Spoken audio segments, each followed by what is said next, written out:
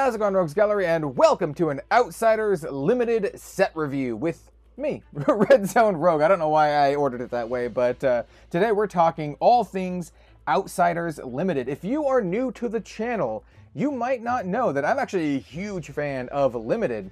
And, not to brag too much, I'm pretty good at it as well. You know, not the best in the world, but I'm not bad either. I used to run my own monthly Magic the Gathering drafts that friends would come over and we'd have a big draft. I used to run my own cube. And in Flesh and Blood, I typically, at my locals, you can even ask them, do pretty well at pre-release. So I've gotten second at the Tales of Aria one, losing only to Justin Salmon in the finals. I got second place. And in the Uprising World Premiere event, I think I went like 8-2 or X-2 or something like that, 7-2, something like that. And I only lost to Yuki Lee Bender playing Icelander. We had an Icelander mirror match and another like really good player. So I'm all right. I'm all right. So I say this because, like, you know, I'm not just a random dude throwing out my opinions. I am a specific random dude throwing out my opinions. All right, let's just jump in. Let's just jump in. You know, like, comment, subscribe, all that good stuff. But we're going to be using the official Flesh and Blood website here to do this. And we're just going to be looking at the cards and talking about my opinions of them as we go on in regards to Limited, specifically Draft and Sealed. And we're going to focus a little bit more on Sealed just because that is what you were going to be playing at the pre-release. But, you know, you can do some Draft and all that kind of awesome stuff. I prefer Draft, but I love both of them. All right, so we have some heroes. We have Uzuri, and that's how you pronounce it. It is Uzuri. Uzuri. And why do I know this? Well, I asked the person who would know the most, the person who, you know, helped make the character, Robbie Wen. And I was like, hey, how do you pronounce her name? And he said, it is a Swahili word meaning beauty, Uzuri. Anyway, how do I feel about Uzuri in Limited? It's probably better. This is my first time talking about, like, doing a set review for Limited for Flesh and Blood. I'm going to try to make it quick, but I'm not sure how to talk about the heroes specifically. You know what? Let's pull up all 6 heroes, because there are 6 heroes. Let's pull up all 6 heroes, and I'm going to give a quick rundown, I suppose. All right, so for Uzuri, I think she will be the harder of the 2 assassins to build a decent deck, both in Sealed and Limited. Her ability is very, I don't want to say stingy, but you have to have stealth cards. You basically have to have a critical mass of stealth cards in your Sealed pool, or draft ones, or specifically the good ones. You want to draft the good ones like Isolate. We'll talk about that. And then you also need payoffs. So it's going to be the kind of deck that I think if you can do it, it'll be really strong because it really has that, like, surprise gotcha element, but it's also not just going to fall into your lap. You have to work for it. Whereas Arachne, Solitary Confinement, pretty easy. Like, just all your stealth cards get go again. Or the first time you attack with a stealth card, it gets go again. So you can have these really nice go wide turns where you play a stealth card, it gets go again, Ravenous Rabble, and then follow it up with something else. So you can really go wide with this, and it makes sense why Arachne only has 19 health here compared to Uzuri, who has 20. Katsu and Benji. So I think Benji is going to be the easier of the 2, even though he does have less health. You do have to keep that in mind in Limited. You know, the less health is definitely a thing, but I think Benji just kind of like lends himself fairly naturally to do very well. I mean, he does care about attack action cards with 2 or less attack. But you can also just play the other ones as well. You don't have to have them. And it also says the first time an attack action card you control hits, your next one gains +1, where the second effect I think is like just really good. It's just really good. And basically very ubiquitous, right? It doesn't have to have any other thing going on. It's just like, hey, if you can hit, you can get a buff. And then his first one I feel is more like a bonus, right? You can build your deck around it, but I wouldn't neuter yourself. I wouldn't make your deck worse just to do so. But the second ability is really good. And then Katsu is a little like Uzuri in that they both heavily rely on specific cards. Katsu wants cards with combo and cards that cost 0. And Outsiders has a lot of them. So, I mean, you can definitely build around it.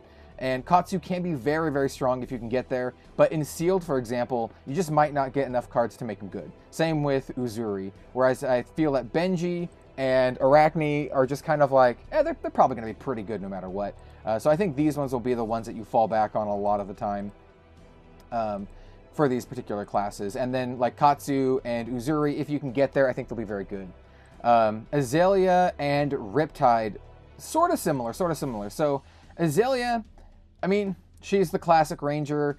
She cares about like top of the deck matter stuff. So if you can, you know, opt a lot or manipulate the top of your deck, it's really, really good. Otherwise, her ability is just kind of like, doesn't do anything, right?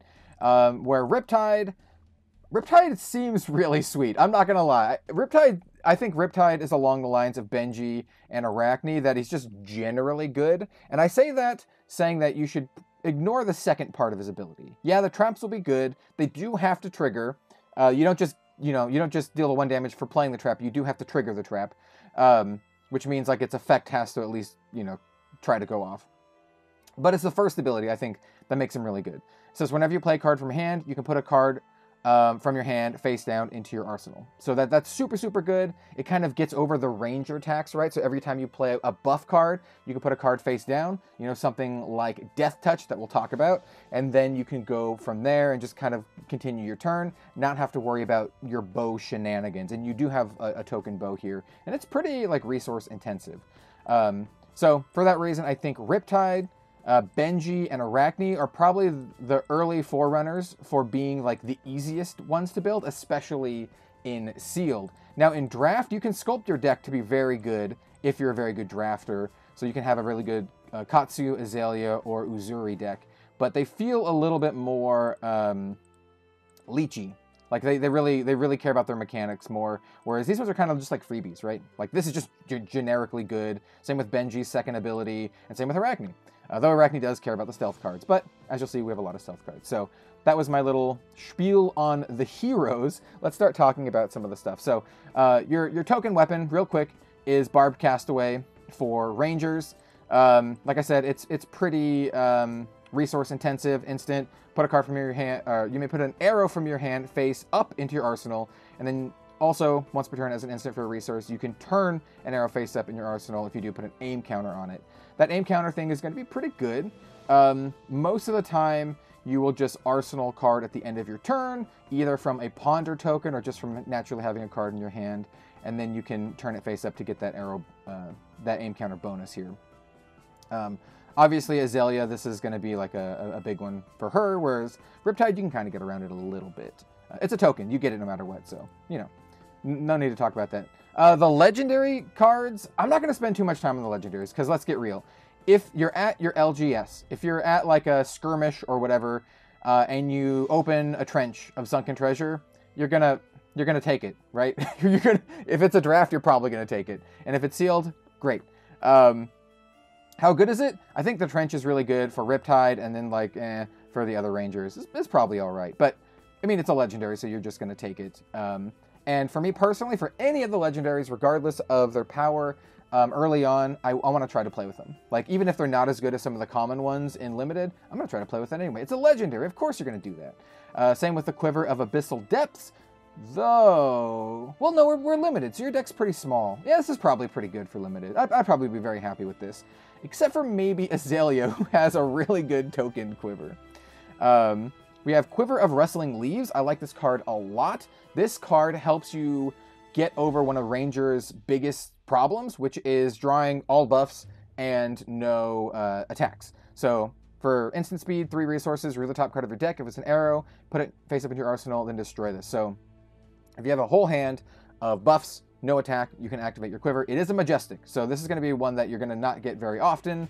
And I do know that they typically short print pieces that you only need 1 of, like equipment, so it's probably going to be less common than most other Majestics, but it's pretty good. This is one that I like. In a draft, I don't know, I think it's pretty good. Except for, once again, Azalea has a token Quiver that's quite good. And so does Riptide, actually, for this. So let's move on to those, okay? So we have Crow's Nest. Crow's Nest is basically how you get aim counters on your attacks if you're Azalea. So it's whenever you put, whenever an arrow is put face up into your arsenal from your deck, like from Azalea's ability, you can pay 1, and if you do, put an aim counter on. This is really good.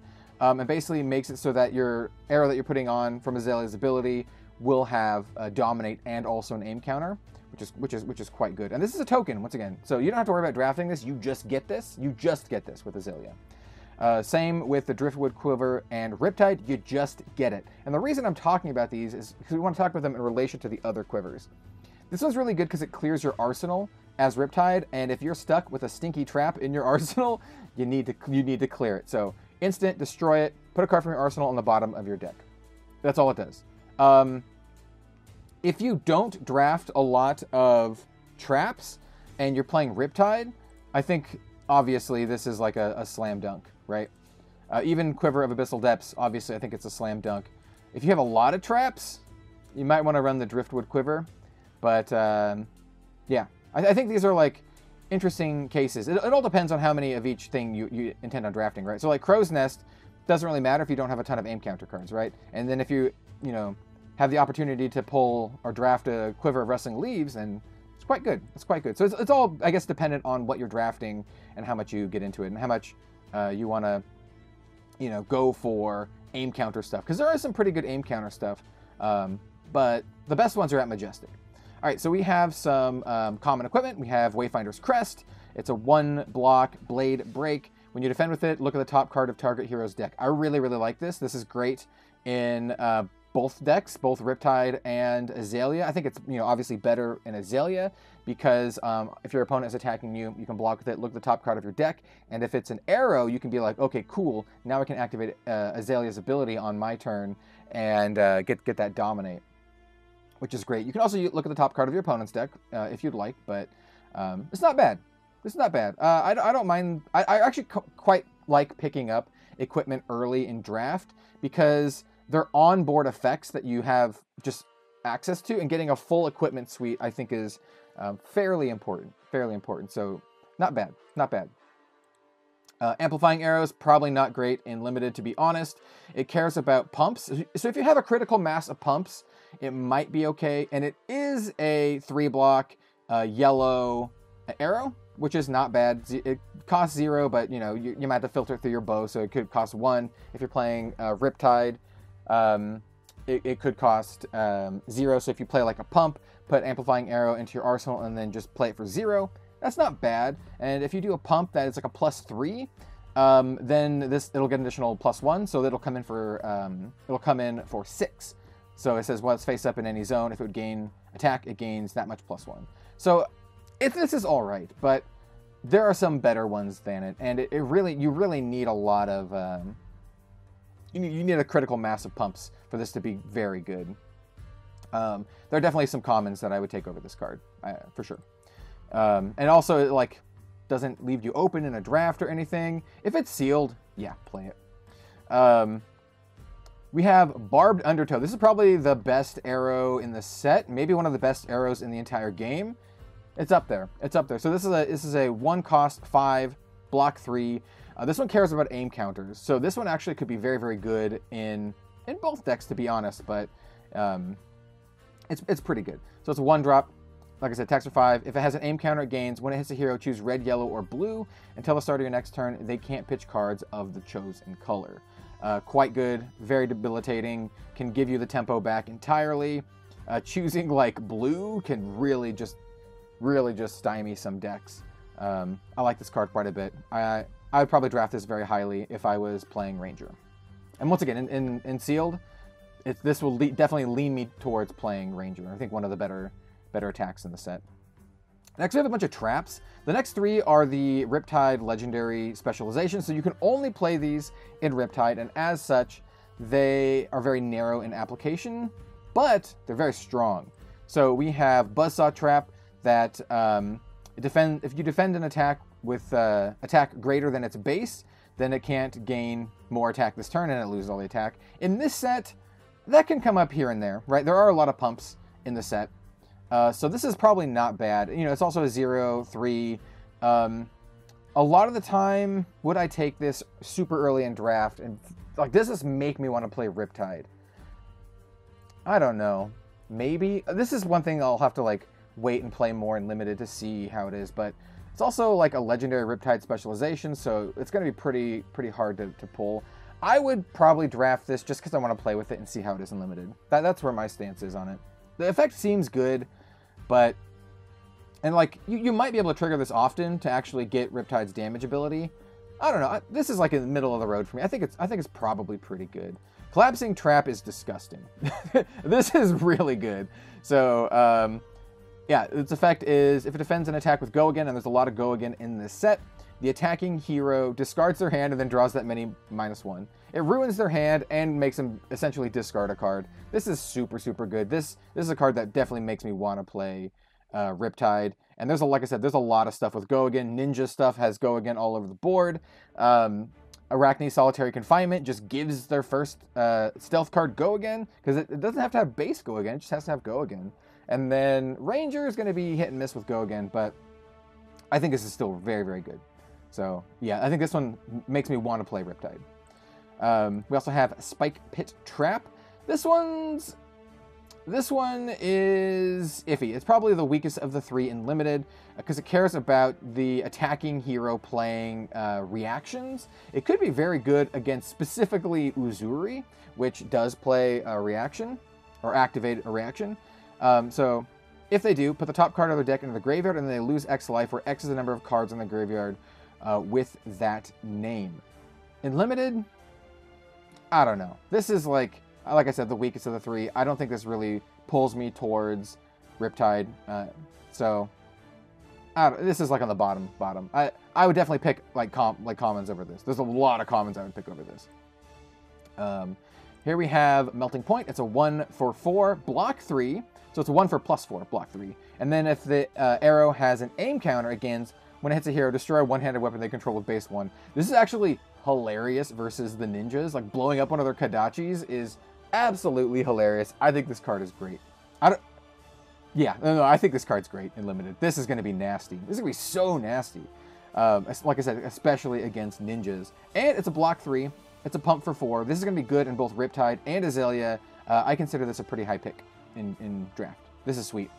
This is really sweet. Maybe it's just because I have a favoritism towards Ranger, but I think I have more of a favoritism towards Assassin. I think this card's really cool though. Boulder Trap.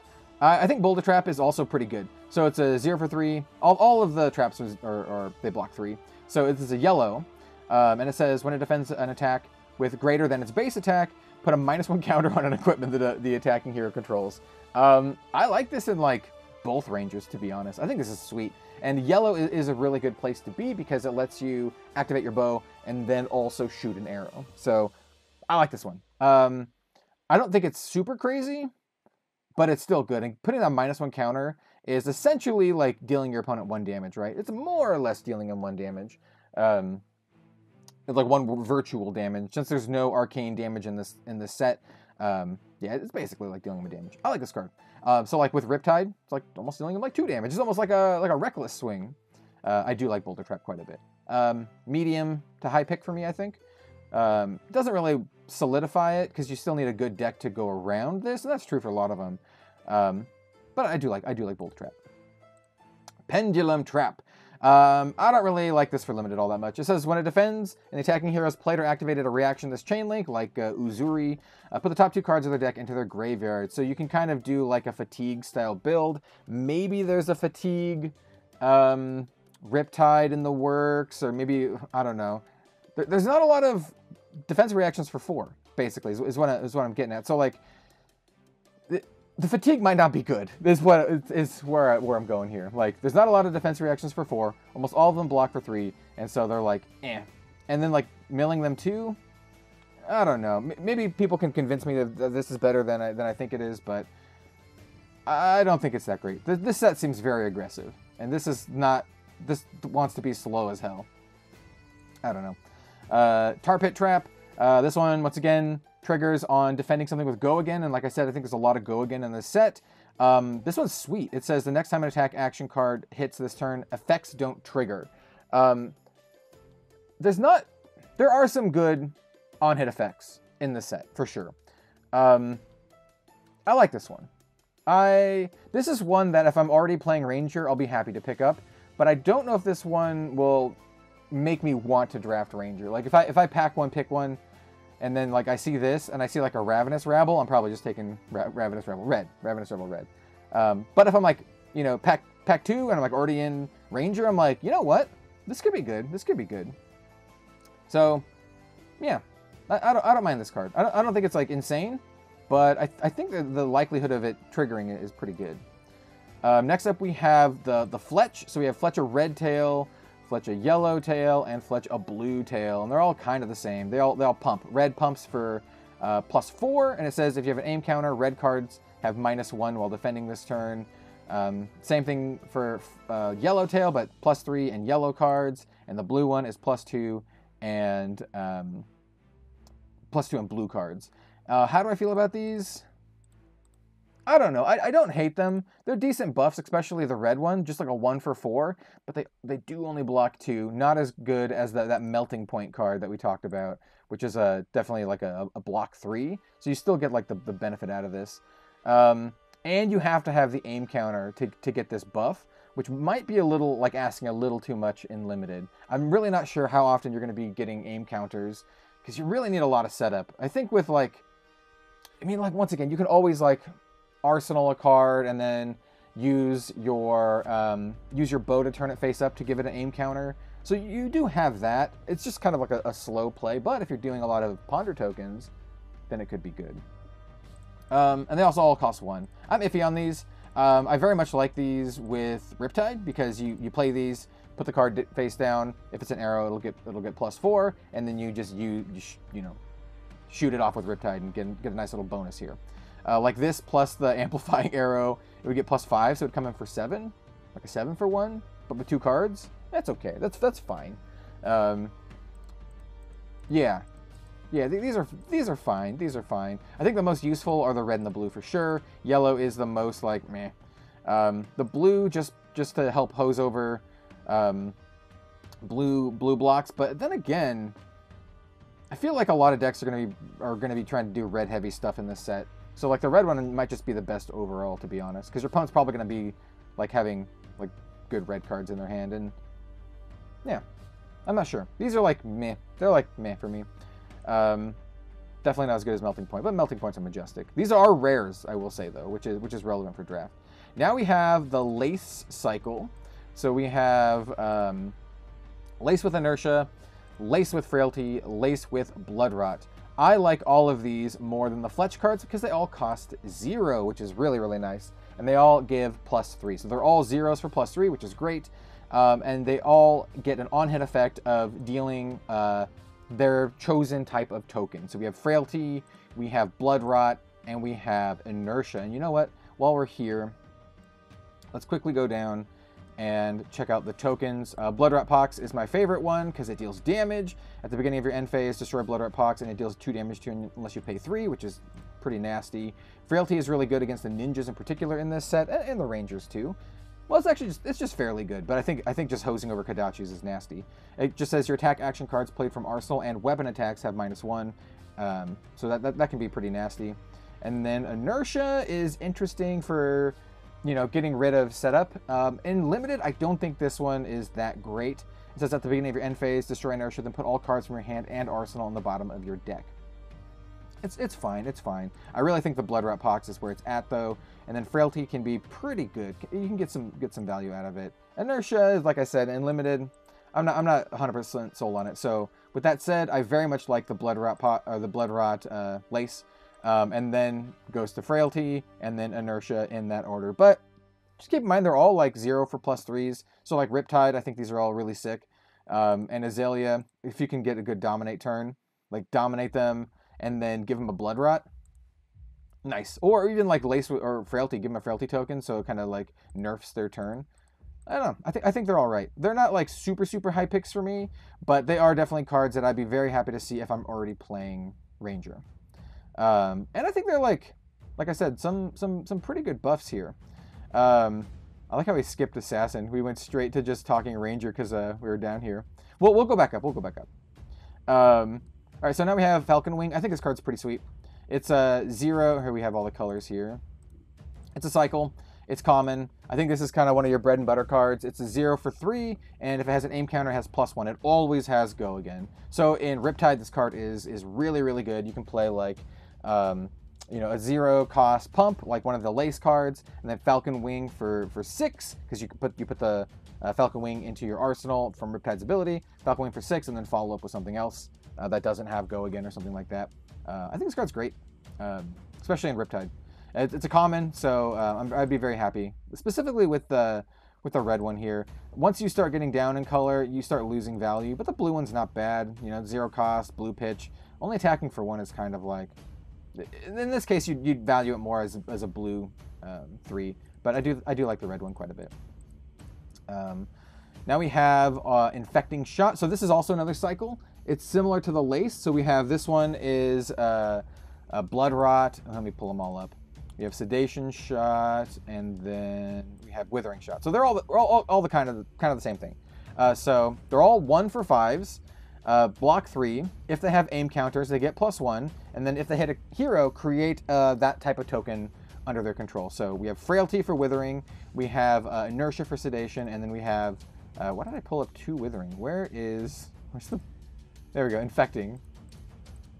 No, wait, whatever, I'm crazy. Anyway, we have Infecting, Sedation, and Withering. Infecting is the Blood Rot Pox one. This is the one that I will be taking most, because I think it's the best, because of the Blood Rot Pox. I think these are all quite good.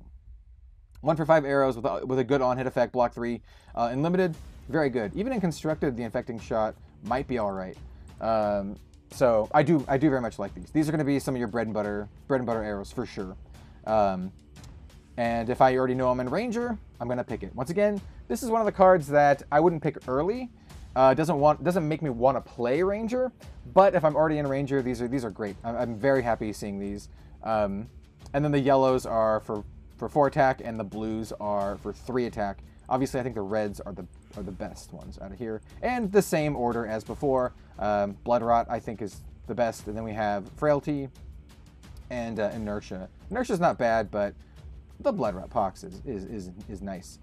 We also have Magyar Grapnel. This is another cycle, another common one. It's a 0 for 4, which is great. If it has an aim counter, it gets +1, which is pretty good. 0 for 5.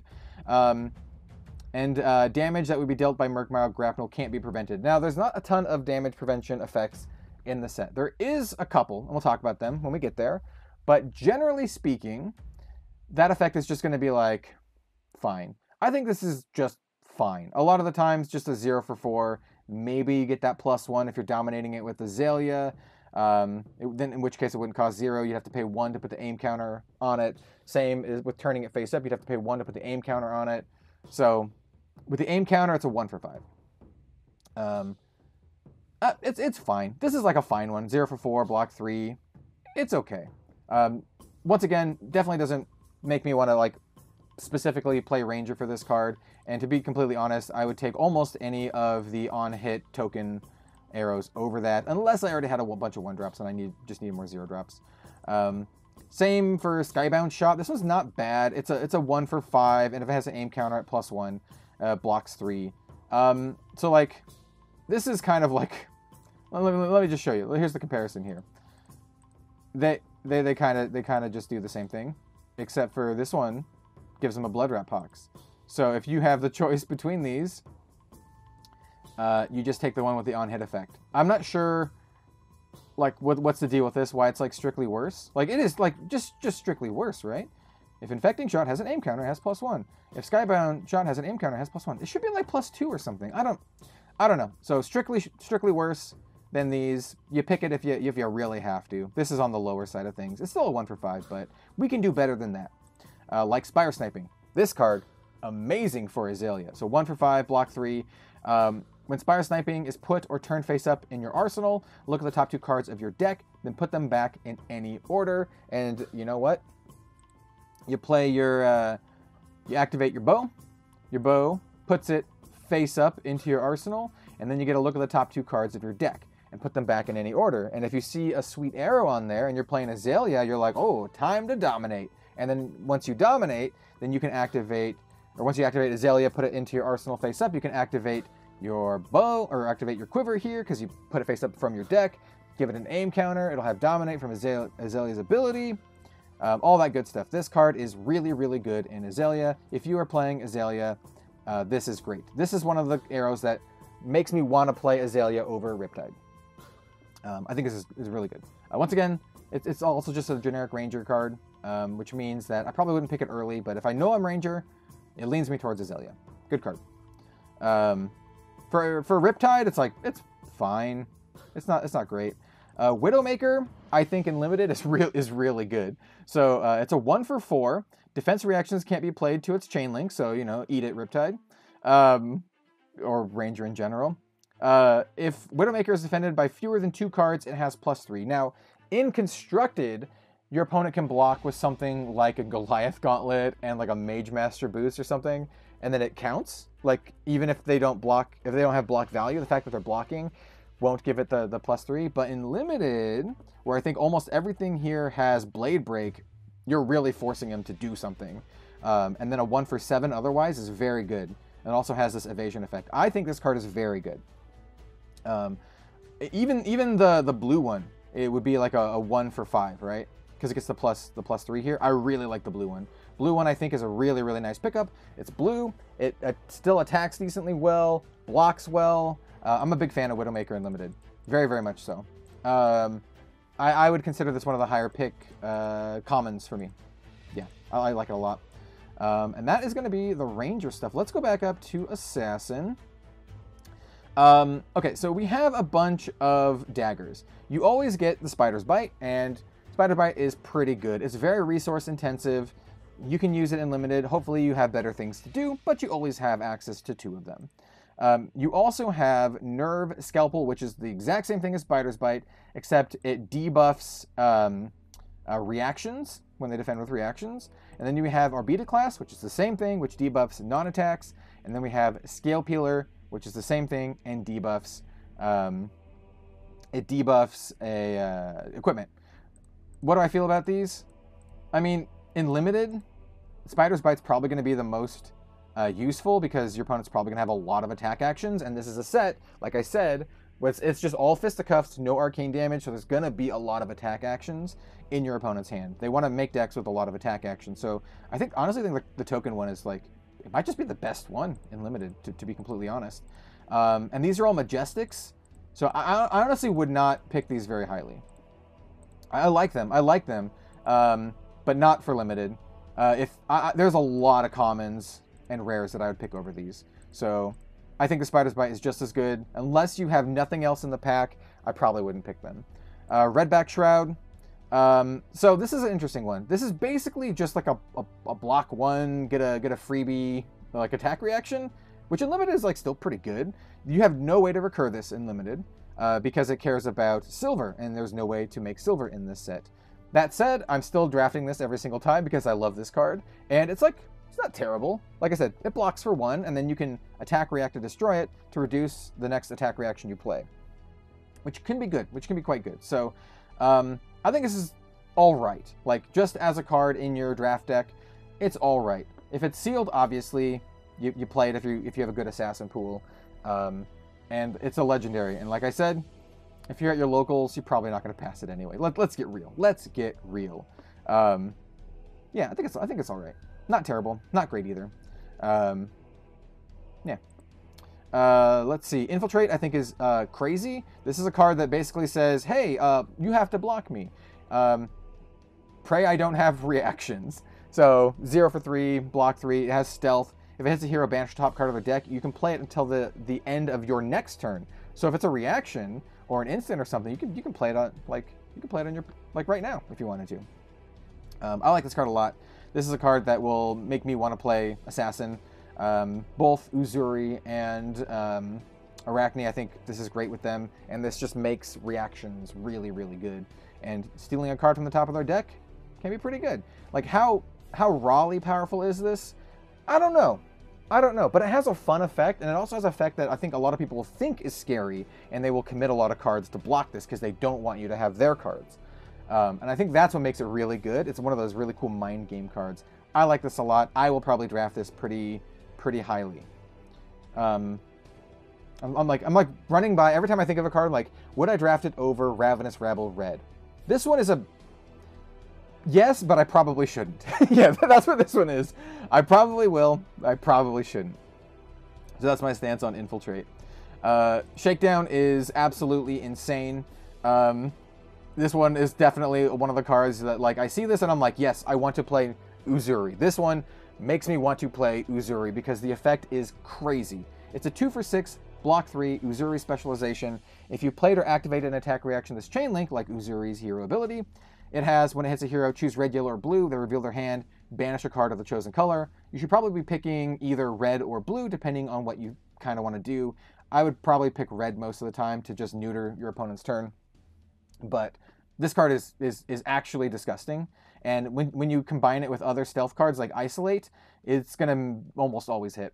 So this is a very, very high pick for me. It is a little bit of a risky pick because it does drive you specifically into Uzuri, but I don't care. This card, it's really good. It's really, really good. Might be one of the better cards in Limited. We have Spreading Plague next. This card is gross, both in effect and in the art. This is one that my favorite cards for Constructed. In Limited, I think it's okay. I don't think it's as good as Constructed. For Limited, I think it's okay. It could also just absolutely destroy your opponent if they misplay. This could lead to some very, like, unfun turns. So it's a 1-drop assassin attack reaction, block 3. Create X Bloodrot Pox tokens under the defending hero's control, where X is the number of defending cards this chain link. Now, say you're attacking with Infiltrate, and your opponent's like, oh no, they're going to steal my card. I need to block with a bunch of stuff. So they put, like, a card from their hand, and they're like, oh, let's block with a couple pieces of equipment too, right? Just to make sure that they can't block it out. So let's say that they block with Infiltrate, or they block with a 3-block and then, like, 2 pieces of equipment, right? This card will give them 3 Bloodrot Boxes, and the Bloodrot Boxes deal 2 damage to them unless they pay 3 resources for each Bloodrot Box. And we're playing Limited, and your health starts at 20 at the most, right? This could, like, absolutely just kill someone out of nowhere. If they don't suspect it and they're, like, scared of something like Infiltrate or, you know, any other stealth cards, you can just absolutely dumpster them with this card. Sometimes it might not do much, right? If they just don't block at all, right? Then it doesn't do anything. But this card, it can just dumpster people. Yeah. So that's my rating on Spreading Plague. It's a card that can dumpster people. We have Backstab. This is a cycle, 0 for 3, and then 0 for 2, and then 0 for 1 for the respective colors. It says defense reactions can't be played to Backstab's chain link. This one is okay. It's just a 0 for 3 with Arachne. It'll have Go again if it's the first one you play. If you Uzuri it away, then it loses that effect, right? If you Uzuri it away and then you cheat on and Shakedown can be defense reacted too, because this effect is no longer active. So as a card, as a rare, it's like whatever. I think if you're already an assassin, you take it. And you need the critical mass of stealth cards, you take it. Otherwise, this doesn't make me want to play assassin. Shakedown does, Backstab does not. Awesome artwork though. Really, really cool artwork. Sneak Attack kind of makes me want to play assassin. There's a really, really interesting combo with Sneak Attack. Here, let me go find it here. It's one of the Ninja Assassin reactions. It's just nasty. You can just 10 your opponent with a blue. Where is it? Here we go. Short and sharp. All right, so this is what you call a combination. So Sneak Attack is a 2-drop, only blocks for 2, which is kind of sad for most assassin cards. Only attacks for 3, but if you've activated an attack reaction this chain link, or played one, it gets +4. So it's coming in for 7. This is really, really, really good for Uzuri. I think if this is a card that makes me want to play Uzuri, right? If I'm already playing assassin, this one is like, hey, please play Uzuri. In Arachne, this is like meh. But, okay, so Sneak Attack, 2 for 3, and then you play Short and Sharp, which says target dagger gains +3, which is fine, or target attack action card with 2 or less base gains +3. And this so happens to have, I'm sorry, oh no, it doesn't work. It doesn't work with the red. Hold on. It only works with the, it still works, but it doesn't work with the red. It doesn't work with the red. It works with the yellow or the blue. So yeah, here we go. Sorry, red. Red is still good, by the way. I mean, you know, cheating this in with Uzuri for 7 is quite good. But here we go. This is what you want to do. So you want to do sneak attack with a blue. So pitch a blue, sneak attack, come in for 2, and then you attack react with short and sharp to give it a good old +7. So it'll get +4 from its own effect, and then it'll get +3 from short and sharp for just a single blue, because sneak attack costs 2, short and sharp costs 1. This is a really nice limited combo, right? So 4, 5, 6. There's a 9 attack, so not 10. Yeah, like I said, you can't do it with the red, but you can do it with the blue, and you can do it with the yellow. The blue is also fine, right? You know, it's a nice like 2 for 5, which is like, it's like, you know, it's okay, it's okay. But it doesn't block for 3, which is like not ideal, but it's a nice little combo with these. I was like iffy on short and sharp, but I actually think it's not bad in either assassin or ninja. I like short and sharp in Benji too. Yeah, and so I'll just talk about short and sharp now. So it's the yellow version is a +2 and the blue is a +1. Obviously, I like the red. You can play this in assassin or ninja. It's not a super high pick for me, even if it is a little bit flexible, because like it doesn't like pump a lot of my attacks, right? It's like kind of an iffy thing. It's great with Benji, like I said. It's okay. I think this one is just like okay. Doesn't really force me to want to play either of those 2 classes. But if I'm already playing the 2 classes and I already have stuff like sneak attack, then I'm very happy to pick up short and sharp. So it's more of a situational pick, not a high pick for me. Next we also have our spikes. So this is kind of like the ranger had the lace and assassin has spike, and they're kind of the same. So instead of just like a 0 for, or like a cost, like a 0 for 3 buff that buffs the next one, this is an attack reaction, and it only works on stealth cards. So inertia gives a +3 to stealth, and when it hits a hero, create an inertia. Frailty is a +3 for stealth and creates a frailty, and then blood rot, obviously, like I said, blood rot's my favorite token, so it's a +3 on stealth, and when it hits a hero, create a blood rot pox. These all block for 3, which is actually important. Blocking for 3, quite good. Like I said, no arcane damage, so blocking for 3 is great. And the same thing goes for what I said. I value blood rot higher than frailty, which I value higher than inertia, but I think they're all like pretty solid. And, you know, it can be pretty nasty. But keep in mind, it can only pump stealth cards, right? So you can't pump your sneak attack, which is kind of funny. And you can't pump your like shakedown, but you can pump your infiltrate. And like hitting with infiltrate and giving up a blood rot pox, and then also playing the top card of their deck is fun. It's what I live for. Once again, these don't make me want to play assassin, but if I'm already playing assassin, especially, well, it actually works well with either of them, but I think they're all right. I'll play them, but they're not super high picks for me. Infect, I think, is the highest, well, the second highest stealth card pick for me, or possibly the highest one for Arachne. It's just a 0 for 3 with stealth, and if it hits, create a blood rot pox. I like this card quite a bit. I'll play it in Arachne and Uzuri happily. This is kind of one of your bread and butter cards. This is not like a super high pick, but if you're already an assassin, this is a nice one. Very nice one. I'm happy to play these. Even the blues.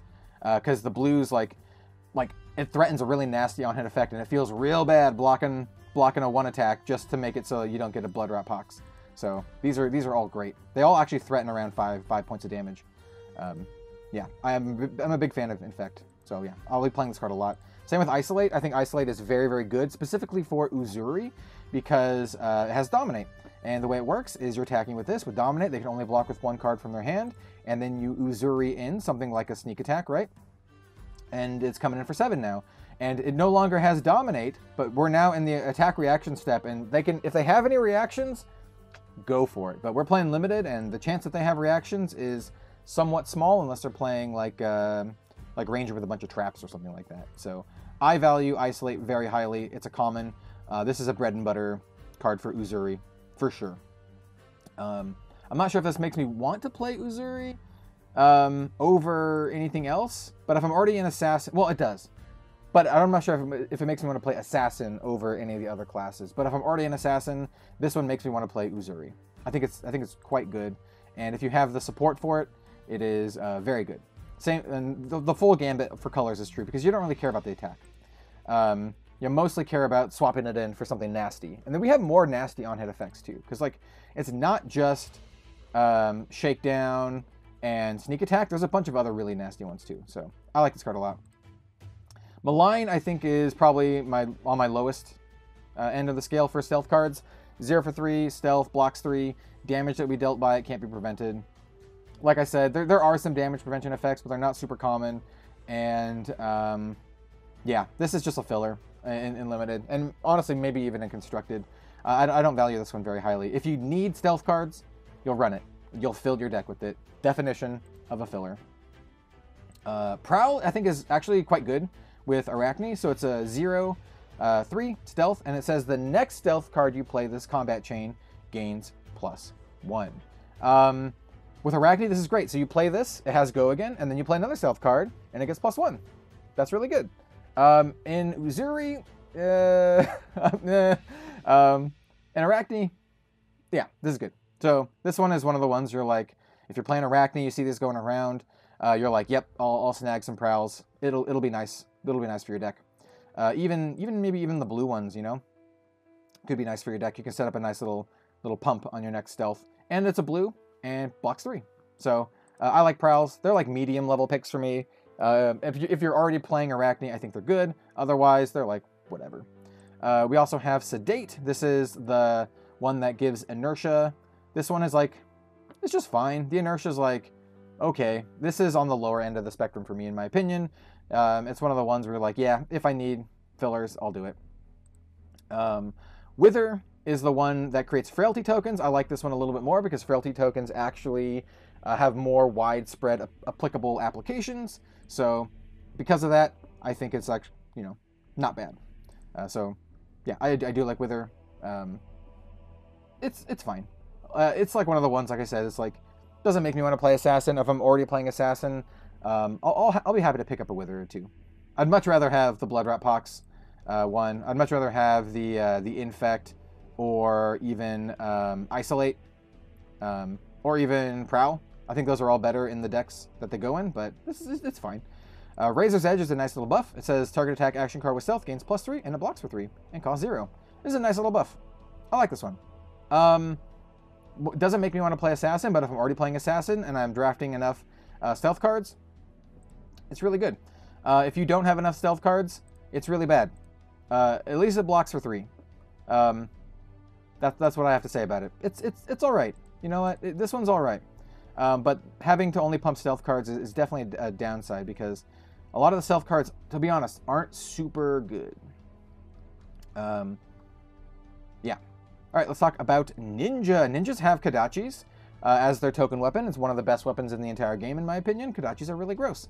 And Kodachis care about you pitching cards that cost 0. So with that said, blue cards that cost 0 have a premium across the board in Limited and in Constructed. So we care about blue cards that cost 0. The first real card is Mask of Many Faces. I think this card is quite good. Has Blade Break, blocks for 1, instant for a resource, destroy it, name a card. The next attack action card you play this turn gains that name. This is really good for cheating combo, right? So you can play this to make your next card that has the name of the combo card that you want to follow up with. So I think this is really good and helps you get those combo lines that you otherwise wouldn't be able to. I think in particular in Katsu, this is very, very good. So you can name a card. If it hits, go tutor for it, or go tutor for the next piece of the combo chain with Katsu's hero ability. And Katsu also cares about cards with cost 0. So cards with cost 0, just in general, very, very good. Next we have Cyclone Roundhouse. This is the finisher for the spinning wheel kick. I think this card is very good. So it's a 2 for 5 combo. If spinning wheel kick was the last attack this combat chain, this has at the beginning of the reaction step, banish a random defending card from each chain link, including this own. So like if your opponent only blocked with 1 card against Cyclone Roundhouse and you have the combo active, it'll immediately banish that card. And then plus other cards and other chain links, like equipment or anything like that, at random. This is a very good card because it's really, really hard to block. I like this a lot, and I think it makes spinning wheel kick a really, really nice pick which I think it's like already a good pick. So I do like Cyclone Roundhouse. It is a majestic, but this is a card that I think is good, and I'm not sure if it makes me want to force Ninja, because you do require some setup, and Spinning Wheel Kick, if I remember, is a rare. It is a rare. So like getting these isn't like guaranteed. Like if you early draft a Cyclone Roundhouse, you're not guaranteed to get a Spinning Wheel Kick, but you know, it could happen. I think it's the other way around. If you have Spinning Wheel Kick already, and then you see a Cyclone, you're like, oh yeah, I'm going for it. And you know what, while we're at Spinning Wheel Kick, it's a 1-for-4 with Go Again. Pretty good. Has combo. If Twin Twisters or Spinning Wheel Kick was the last attack this combat chain, this gets +1, and if it hits, put it at the bottom of its owner's deck. This card's really good. I think if you see a lot of Spinning Wheel Kicks, you just take them. And you could just Spinning Wheel Kick, and just do a crap load of damage. It only blocks for 2, though, which is definitely a downside here. But I think this is like an easy 2-card combo. So if you hit with Spinning Wheel Kick, you can discard a 0-cost card with Katsu's ability and go grab Cyclone Roundhouse, which is not bad. Let's see, we have next up Dishonor. This is going to be very, very hard to pull off, but it's not bad. So it's a 0-cost blue block 3, so that's already good right there, right? It gets your Kodachis going. And it says, when it hits a hero, if you control Surging Strike, Descendant Gust Wave, and Bonds of Ancestry, the hero loses all abilities for the rest of the game. It attacks for 2, which actually makes it really good for Benji, but this is going to be pretty hard to pull off. You do have tools to help you get around it, like Mask of Many Faces, right? But it's still really, really hard to pull off. I don't know how often you're going to be able to do this in Limited, let alone in Constructed. Constructed, probably more so. And obviously it says if Bonds of Ancestry was the last attack, it gets +2 here. But I don't mind picking it up in draft. Just as a 0 block 3 blue, it's okay. This is okay. This is kind of like a win more card. If you're already got these on the combat chain, you're doing very well, because some of these cards are very nasty. We have Head Leads the Tail. This is a 1-drop, 3-attack Majestic. It only blocks for 2, has Go Again. When it attacks, name another card. Attack action cards with that name have +1 this combat chain. In Limited, this is going to vary wildly. It could be pretty good if you picked up a lot of cards of the same name. Otherwise, it might just give you a +1, right? You just name the card in your hand and just give it a +1. And as a 1-for-3 with Go Again, that gives it could be like a 1-for-virtual-4 with Go Again. It's like, meh. In Constructed, I think this card's really, really good. In Limited, I think this is just okay. And does not make me want to play Ninja. But if I'm already playing Ninja, maybe. That's a maybe. I could be off on that one, but... Next up, we have Wander with Purpose. This is a Benji specialization. It's a 0-for-2 with Go Again, which is great. Yellow, just great. This is so far those stats are really good, because a 2 lets you attack with both of your Kodachis if you don't want to do this effect. But it has a good effect. So when it hits, you can discard a card with cost 0. If you do, search your deck for a card with combo, banish it, then shuffle. You may play it this turn. This is kind of like Katsu's ability, right? It might just be exactly Katsu's ability, which is if it hits, you can discard a card with cost 0, search your deck for a card with combo, banish it. You may play it this turn. Yeah, this is you just get Katsu's ability for this card. I think it's okay. The fact that it comes in for 2 means that it's very hard to block with Benji, because it can't be defended with cards from hand. So I think it's okay. It's pretty good. Definitely makes me want to play Benji if I see this in the draft and I don't really have anything else going on, and I'm already picking up good Ninja cards. If it's pack 1, pick 1, I don't know if I pick this one, but it's not terrible. Blocks for 3. Yeah. So that's my thoughts on Wander with Purpose. We have the Silver One Shuriken. It's another Majestic. It's a 0-cost, block 0. It's an item. Attack reaction, destroy the Shuriken. Target attack action card with combo gains +1. I don't know. This was like a iffy one for me. It's a nice little pump. You can make sure your combo cards hit. It's an onboard reaction, right?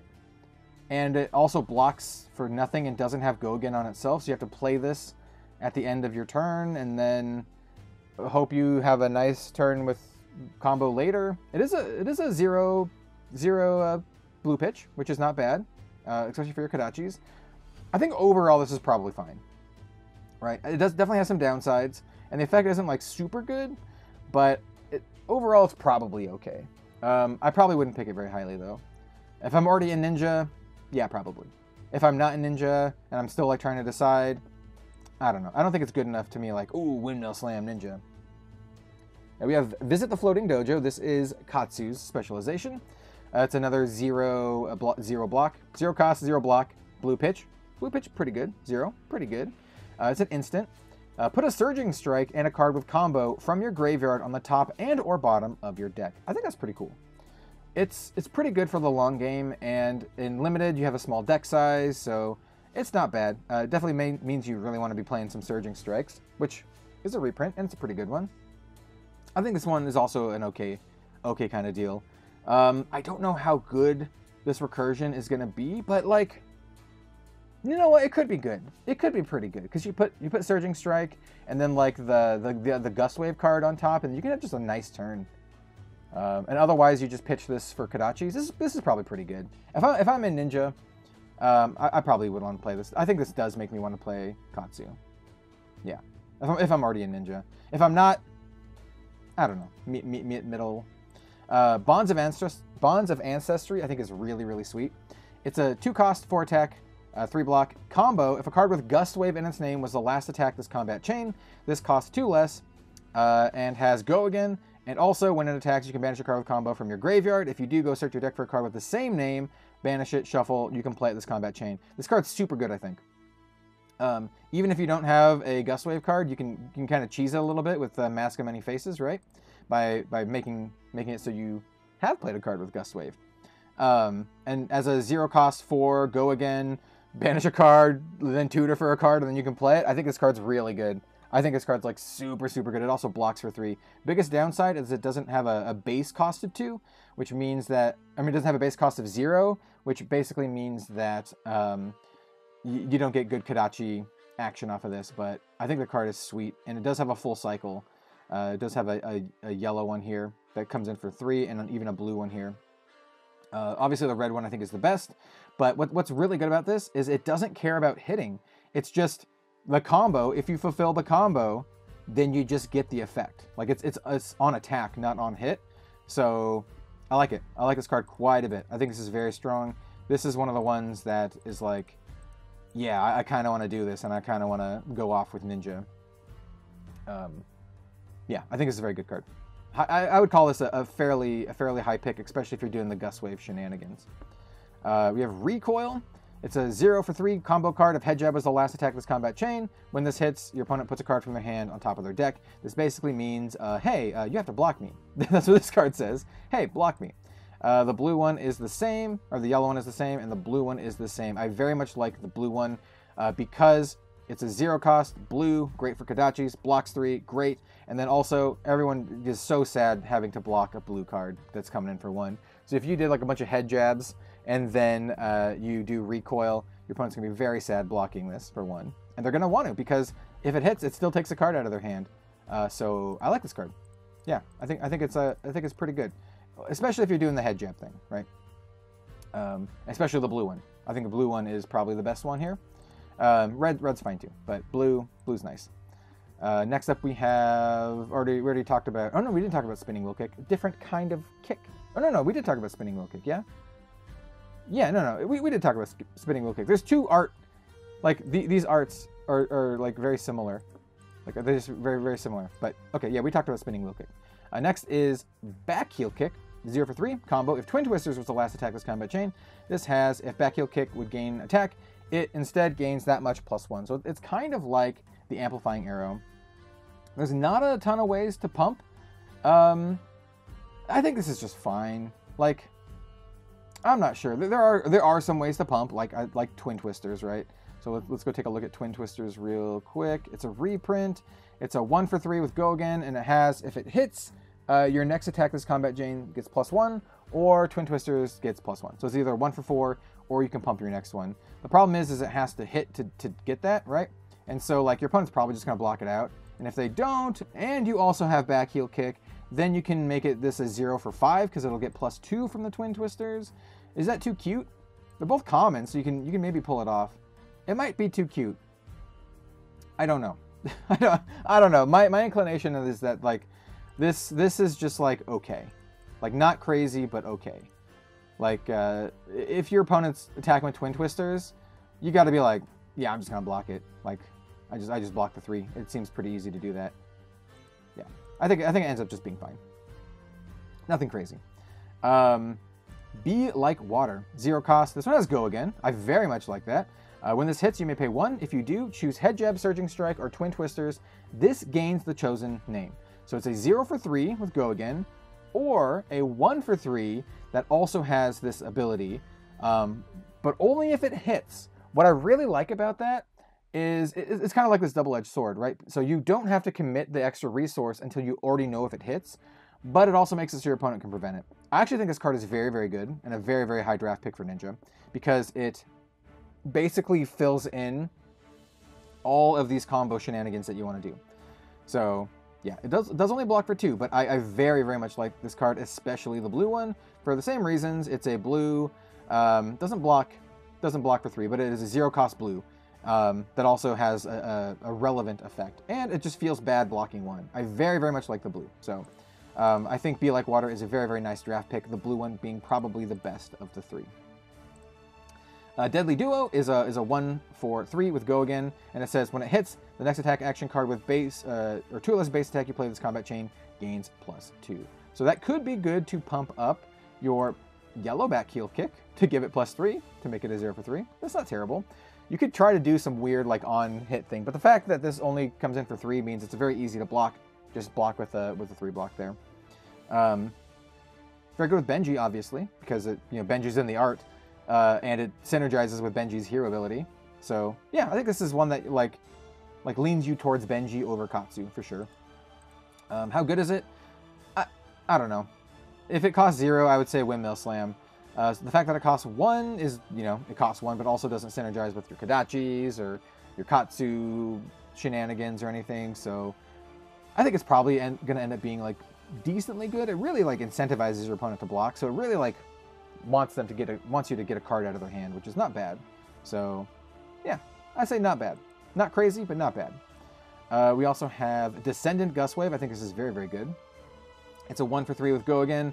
And if Surging Strike was the last attack this combat chain, this costs 1 less to play and has +2. So if Surging Strike was the last attack, this is a 0 for 5 with Go Again.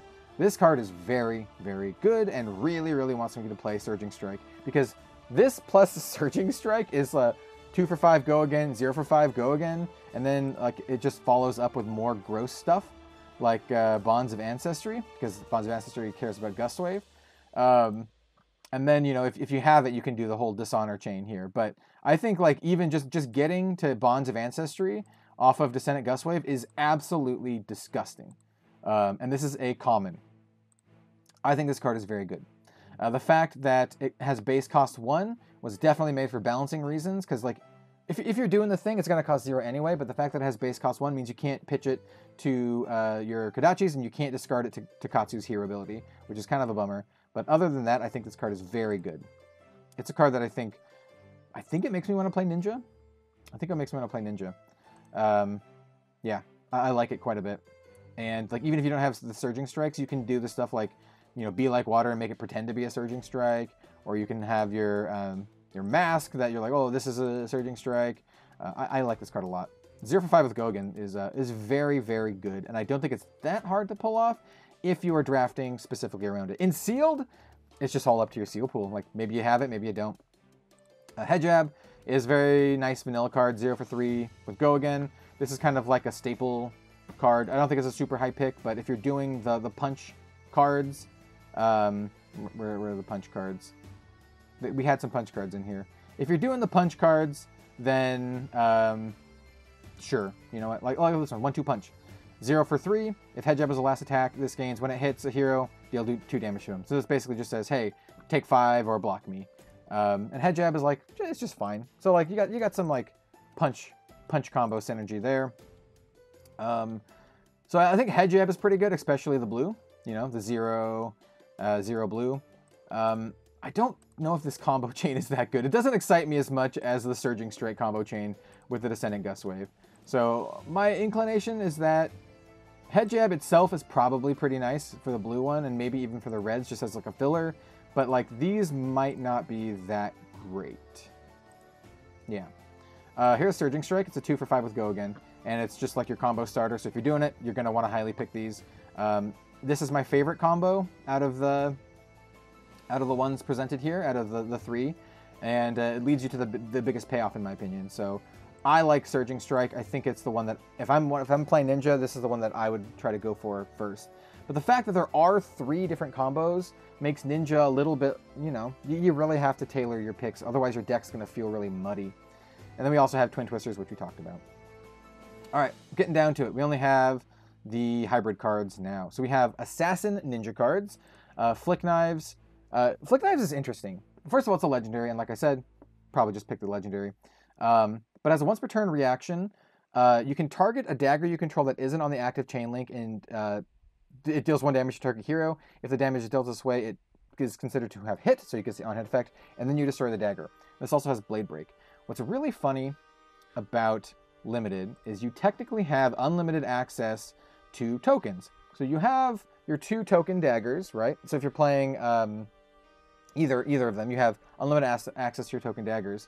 So if you play something then like, oh, where is it? It's the one that lets you get a dagger back. I think I just blasted past it. Yeah, right here. Concealed Blade. Concealed Blade is a 0-cost 3-block reaction. Target assassin or ninja attack action card gains +1, and if it hits, equip a dagger from your inventory.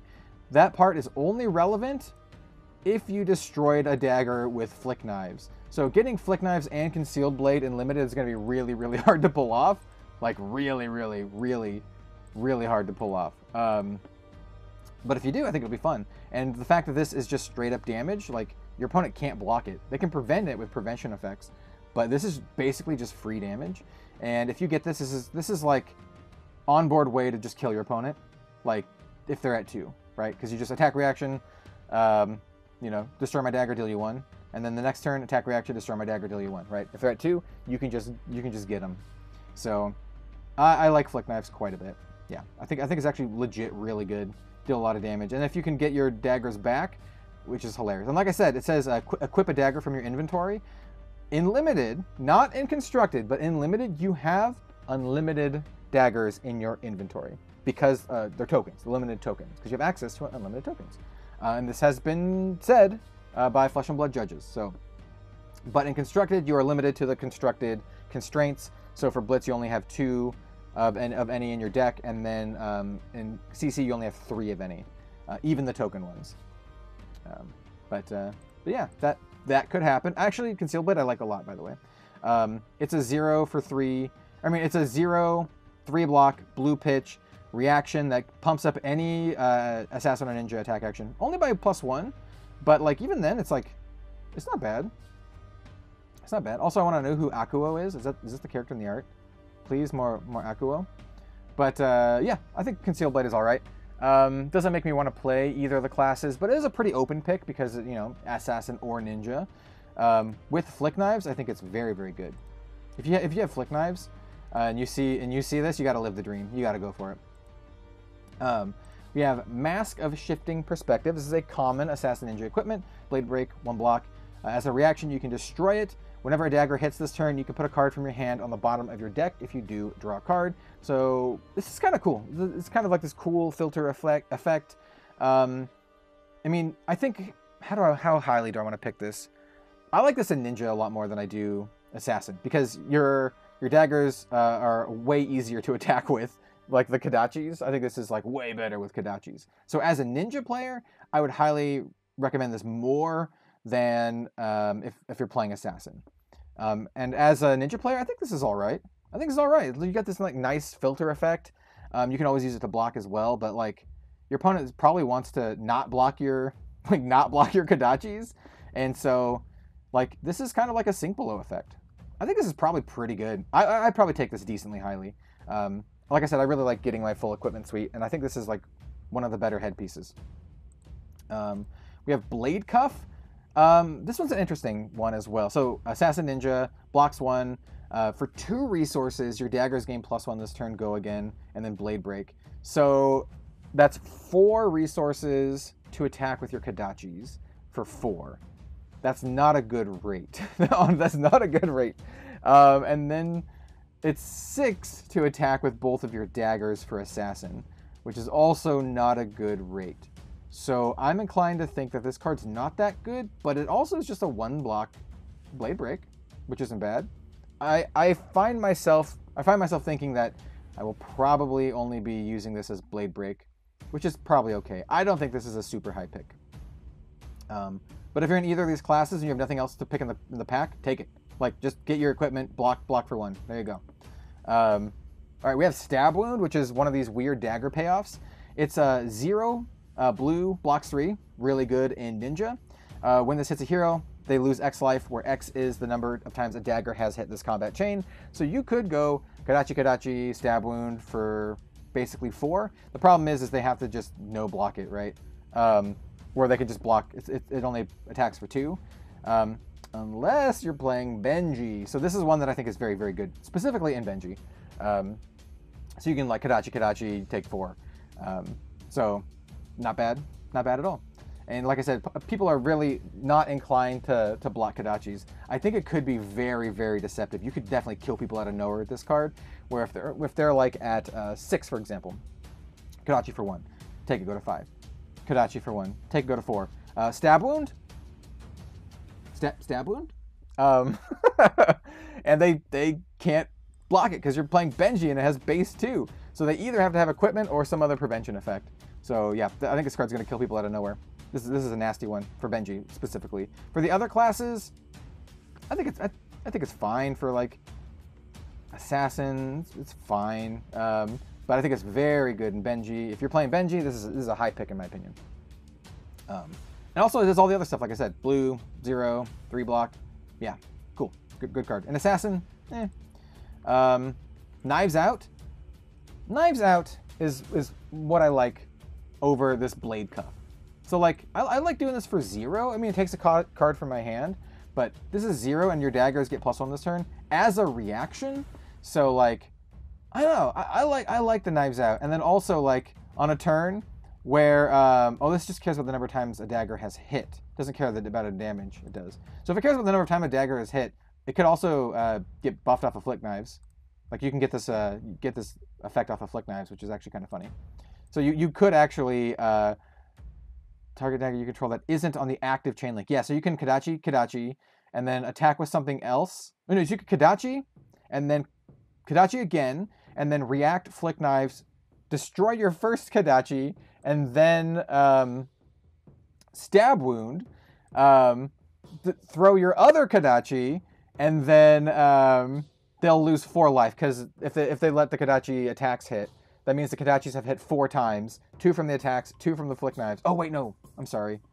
Once per turn. So the most you can do is 3. The most you can do is 3 from the Kadachis and Flick Knives. Okay, so you can make them lose 3. It's still gross. I like it. Anyway, Knives Out gives your daggers +1 for 0, and it blocks 3, and it's a blue. I think this is okay. I don't think it's crazy good. It doesn't make me really want to play Ninja or Assassin. It kind of keeps you open, but it's not super exciting in my opinion. Amazing art. I think it's my favorite art in the set, actually. But as a card, I don't know. I think it's all right. We have Bleed Out. I think Bleed Out is actually very, very good for the decks that I was just talking about. It's a 2 for 4 with Go Again, only blocks 2, but it says it costs X resources less to play, where X is the total damage you've dealt with daggers this combat chain. So Kadachi, Bleed Out for 4, Go Again. So 0 for 4, Go Again. So like in Ninja, this can essentially just be a Scar for a Scar, right? I think this card's really good. I think if you're playing Ninja in particular, I think this is a pretty high pick. Yeah, I actually like this card a lot. Downside, blocks for 2, really. But other than that, I think this is very, very good. And Assassin, I don't know. This one is the one that does care about the amount of damage you've dealt. So like stuff like the Knives Out, or even the Blade Cuff can help with that if you only have like 1 dagger left, right? But generally speaking, Kadachi, Bleed Out, I think is going to be very good. Yeah, and it's a rare. So not that hard to get. There is a full cycle of this card. So there is a yellow, which would be a 3, and then a blue one as well. The red one, obviously, I think is my favorite. The blue one's not as good because, I mean, like I said, they have base cost of 2, so they're not really good with Ninja shenanigans. But I like it. I also like Hurl. First of all, the name is funny, but also it's just a weird card. So this is a 0 cost, 3, go again. As an additional cost to play it, you can pay 1. If you do, it gains. When it attacks, target dagger you control deals 1 damage to target hero. If damage is dealt this way, the dagger is hit, destroy the dagger. So this is a way to like throw your daggers. So even if you don't draft a Flick Knives, you could still get the recursion effect from Concealed Blade from Hurl. Hurl is a rare, and Concealed Blade is a majestic, so the chances that you get this is low, but I still think it's like not the worst, and it's a 0 for 3 with Go Again. You have to pay the 1 to throw the dagger though, but the dagger damage is like really hard to prevent. So I think this is actually like not bad, and honestly, I might throw my daggers more often, like with Hurl as an assassin, because like the Kodachis are just so invaluable, but the assassin daggers are like, so they're not bad. In fact, they're quite good, but yeah. So I do very much like Hurl. The yellow, the blue one in particular, I think in Ninja is very, very good. So yeah, like this is a great card to pick to stay open. I don't think it's a slam dunk, but if you're like, hey, I'm not really sure, could go assassin, could go ninja, this is a decent one just to kind of pick up. Like you can just goozle them with the 1 damage here and there. Next up is Plunge. The 1 for 3 with Go Again, and your next dagger attack this turn gains +1 if it hits. I do not like this card very much. It's a 1 for 3 with Go Again, which is not great. And then if it hits, your next dagger gains +1, which is also not great. And it attacks for 3. Most cards block for 3. Well, actually, there's a lot of 2 blocks in here. But still, this is like a iffy card. I feel like this one is a filler card. Not super excited about it. Not going to be like crazy to run it. If it's great, then prove me wrong, but I don't think this is great. So this is a low pick for me. Like a filler card. We're going to talk about Short and Sharp. I think Short and Sharp is actually quite good. We have a lot of like two base ones, and you also have your dagger shenanigans, so this can make your dagger smash on in for 4. Like, not bad. Like, this is not bad. Especially the red one. Okay, now we have Assassin and Ranger with the Mask of Malicious Manifestations. This is Blade Break, Assassin Ranger, blocks for 1. I already said it's Assassin Ranger. But I like this one. I like this one a lot for Ranger in particular. But I think it's also not bad for Assassin too. So, action, resource, put a card from your hand or arsenal on the bottom of your deck. Destroy this. Reveal cards from the top of your deck until you get an attack action card. Put it in your hand, then shuffle. So this basically makes it so if you have a bunch of pumps in Ranger or reactions in Assassin, then you can use the mask and get rid of a card and then go get guaranteed an attack action card. I like this card a lot. Once again, I think this is a very, very nice pickup, especially for Ranger. Not bad in Assassin too, but in Ranger, I think this is very, very good. And I'd probably pick this over any of the other common ones for Ranger. This is a decently high pick for me. It also keeps you open too. I like this one a lot. I'll probably draft this card quite a bit. Toxic Tips, I think this is all right. So Assassin Ranger, Blade Break, Block Run, action for resource, destroy it. The next attack action you play this turn gains. When it hits a hero, they get one of tokens of your choice. Blood Rot, Frailty, or Inertia. It has to hit. So you can do this and your opponent can just block it out. And then you're like, oh, I'm sad now. It could be really cool with Azalea dominating something in. Or, well, it's a Nambo with Uzuri. Like, do not do this with Uzuri. Because if you attack, so say you do this, you activate this, and then you play a stealth card. This will affect that stealth card and then not the card that you cheat in with Uzuri. So this is a Nanbo with Uzuri. I think this is better for Ranger, specifically Azalea Dominate. Other than that, it's like kind of iffy. I wouldn't consider this a very high pick. Unless you're Azalea, it could be a good one. Next we have the Codices. Codex of Blood Rot, Frailty, and Inertia.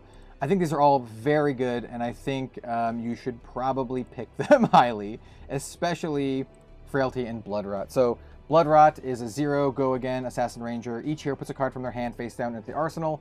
At the base level, this rips a card from your opponent's hand and puts something that you were going to play anyway. And then it says, create a Ponder token under your control, and your opponent has to have a Blood Rot. I think this card is very, very, very, very good. It could be one of the best cards in the set for Constructed, and I think in Limited it is it is nasty. So I like this card a lot for both Assassin and Ranger.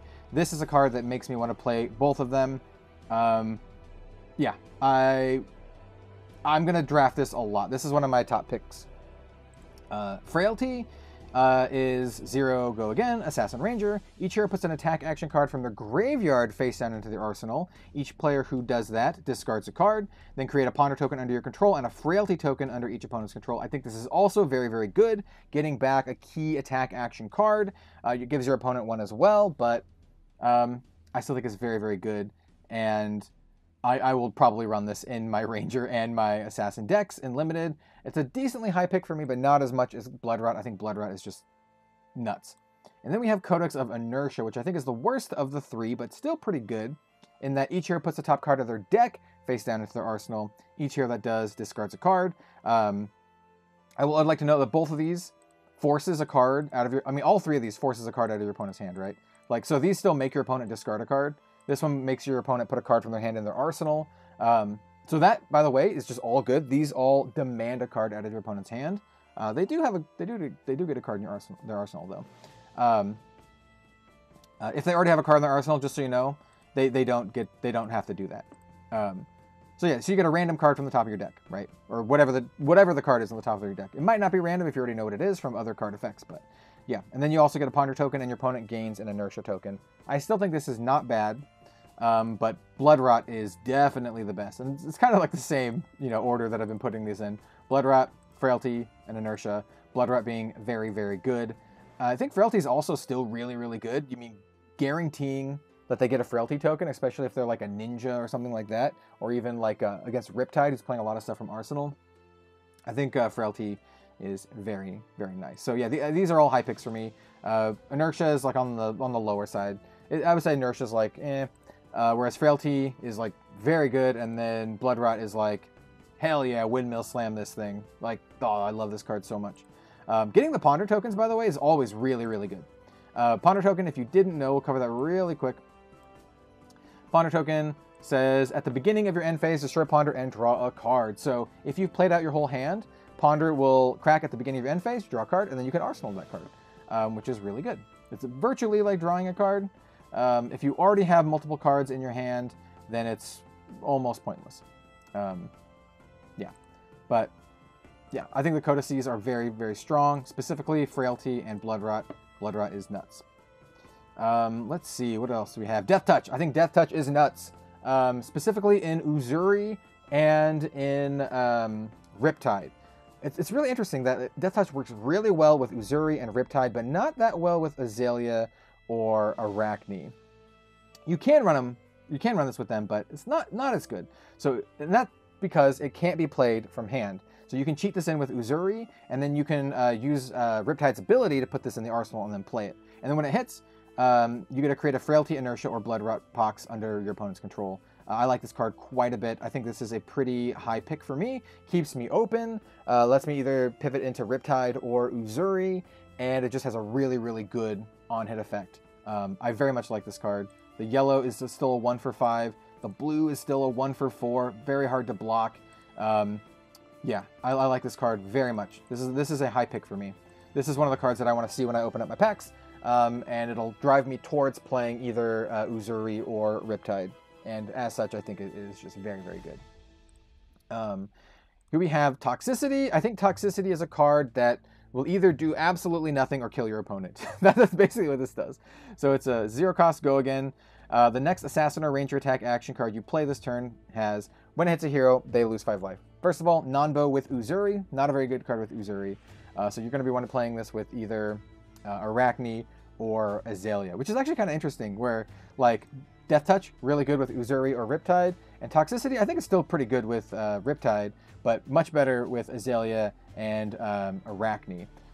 Being able to dominate an arrow after you play a Toxicity and making your opponent lose 5 life is disgusting.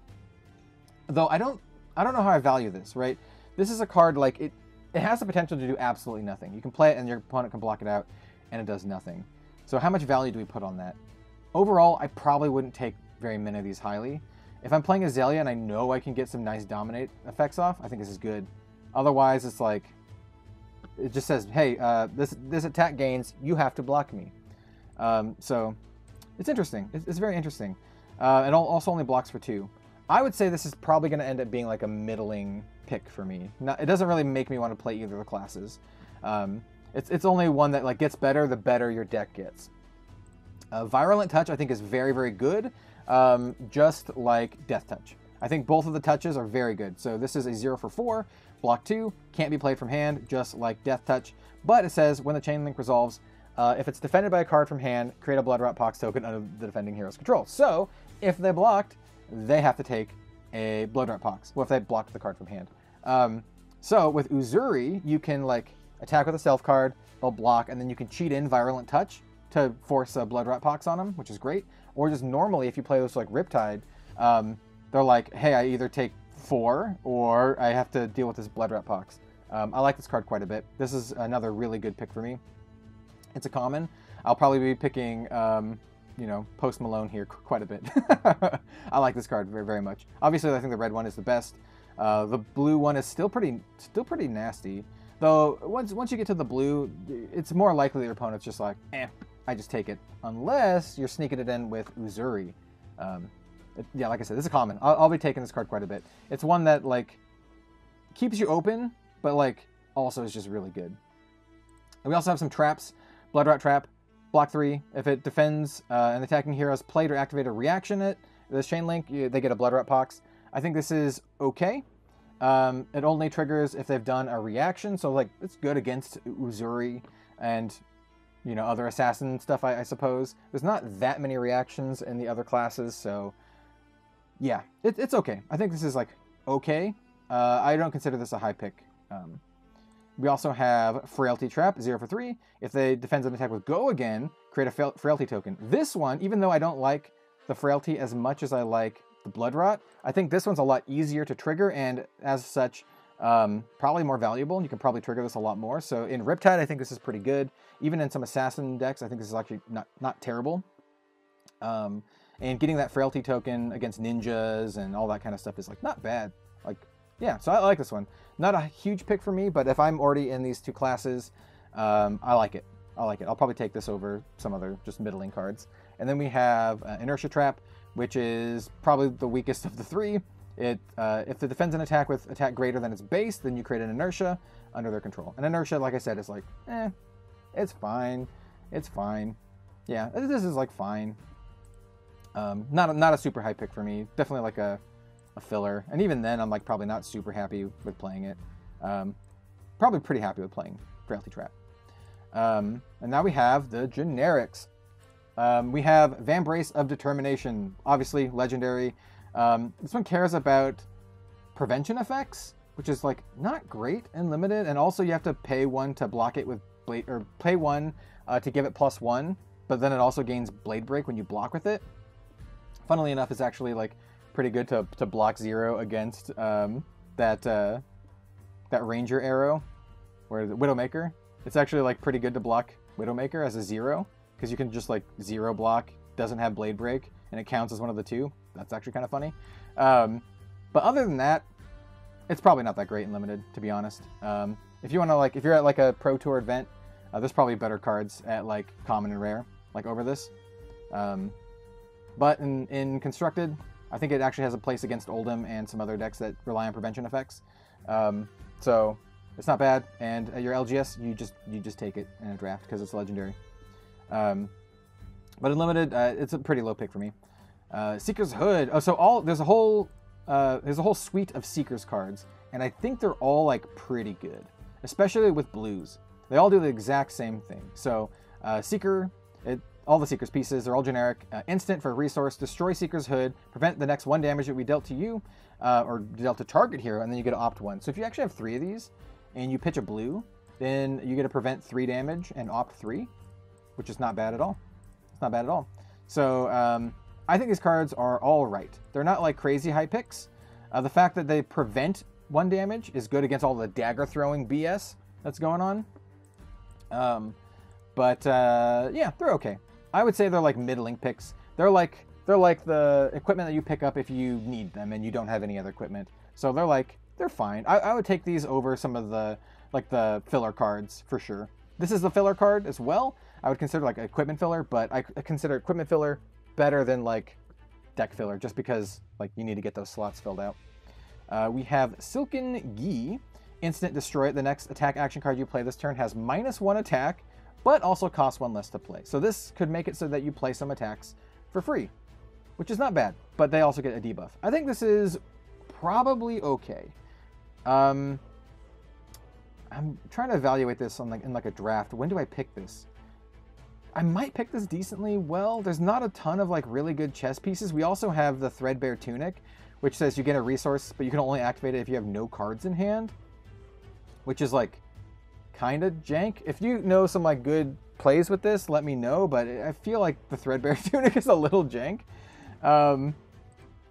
Yeah, Silken Gi, I mean, like, because of the way Flesh and Blood works, you present the card and then you pay for the costs. So if you're playing the last card in your hand and you need exactly 1 resource, you could do this, because you play the card, right? Then you pitch and then pay for, you can then use the instant effect to get the resource with the Threadbare Tunic. I think that works.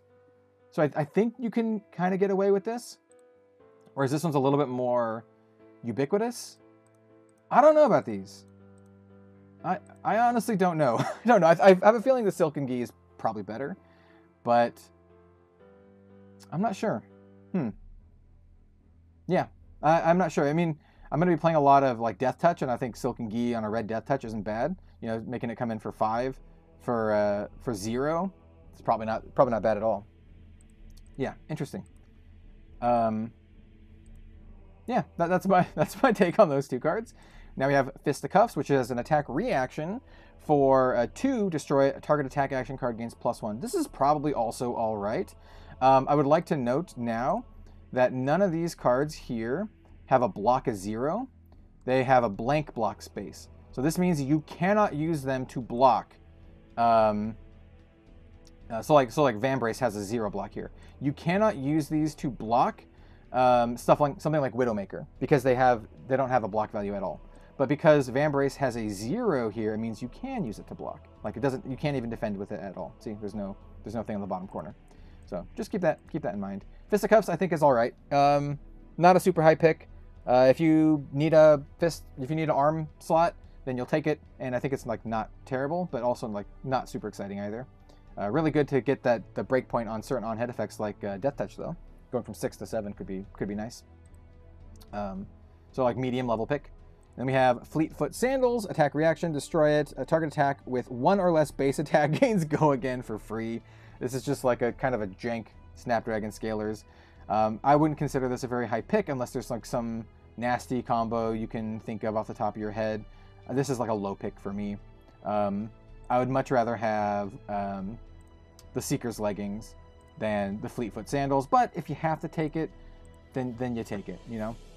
Could be good in some assassin decks with the stealth cards that come in for 1, possibly. So you can like stealth card for 1, crack this, go again, play something else like with Uzuri or something like that. Maybe like your Infect, so you attack with Infect.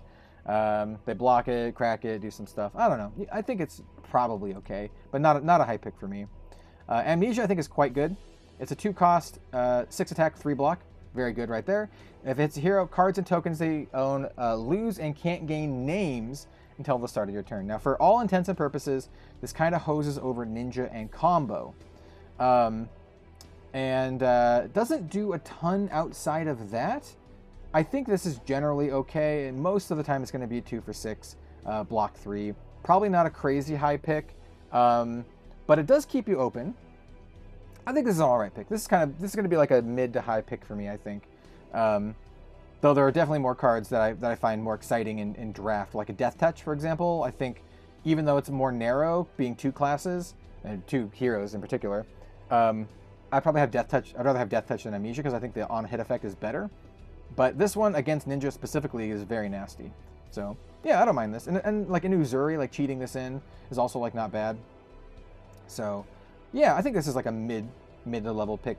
I don't think it's like super crazy, but I don't think it's like terrible. Down and Dirty I think is also around there for this set. It's a 2 cost, 6 attack, 2 block.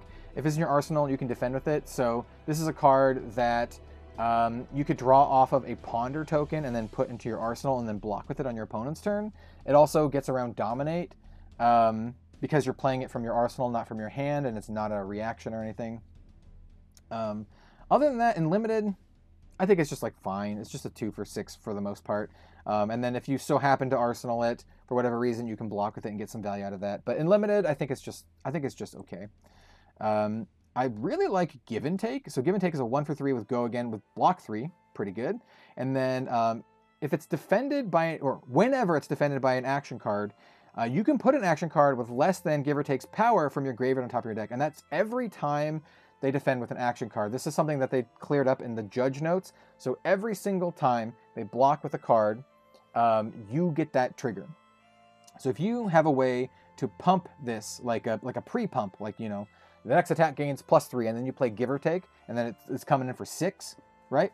Then you can just do some give and take shenanigans. I think this card's actually probably like really good. Like, I think it's actually probably really good. In some decks, it's like probably way better than others.